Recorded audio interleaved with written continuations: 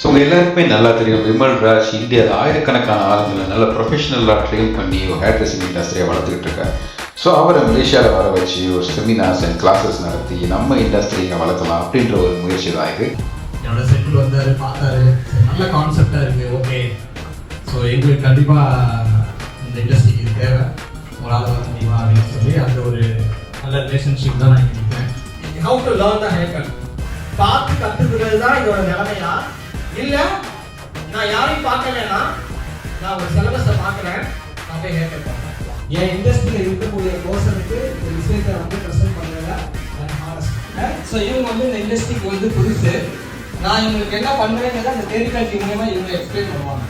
ஒரு hair cut பண்ணுறது ஒரு ஃப்ரெஷ்ஷாக எந்த இடத்துல நான் போயிட்டு இருக்கேன், நான் என்ன பண்ணிட்டு இருக்கேங்கிறது இந்த கண்டென்ட் மூலமா அவங்க எக்ஸ்பிளைன் பண்ணுவேன். ஜஸ்ட் இந்த ஹேர் ஃபால் டவுன் கேர் பேச கவர் பண்ணி இது இப்படி தான் வரணும். தெரியாதனமா நம்ம இப்படி எடுத்து அளவு வச்சு கட் பண்ணி இது எடுத்தோம்னா ஏறும்.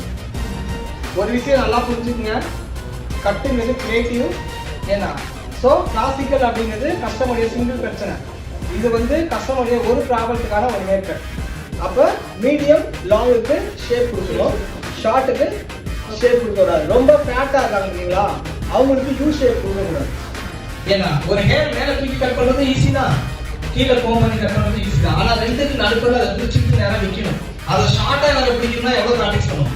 2 டைப் ஆஃப் த கைட் கொடுத்துருக்கேன், ஒன்று ஸ்டேஷனரி, இன்னொன்று மூவிங்.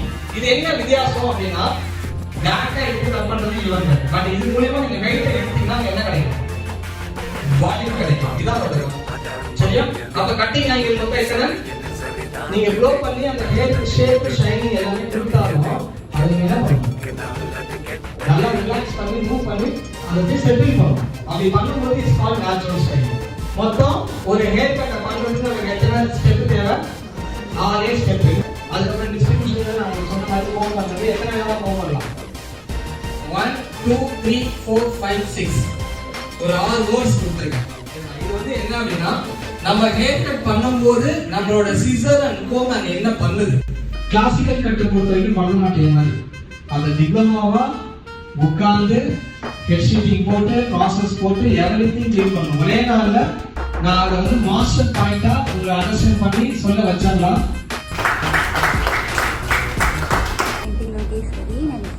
வந்திருக்கேன்.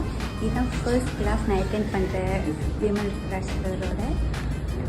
நான் சைனீஸ் ஷாப்பில் படித்ததோட இன்னைக்கு இந்த 1 டே கிளாஸ் வந்துட்டு எனக்கு ரொம்ப பாசிட்டிவான ஒரு விஷயம் கிடச்சிச்சு. எனக்கு ரொம்ப பிடிச்சிருக்கு. Thank you so much for the class.